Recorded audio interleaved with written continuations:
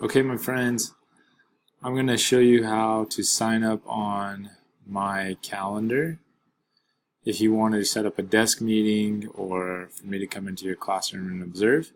So you'll go to my website on Google for Education, you'll scroll down, and then you'll get here to where my sign up doc is, and then you'll just click on the top right corner.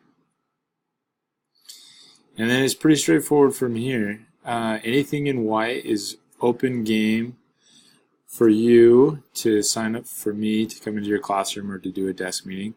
You can see that several people have. You can also see that I've provided an example. So let's say that if I were one of you and I wanted Brady to come in and observe me, I might say, Brady, observe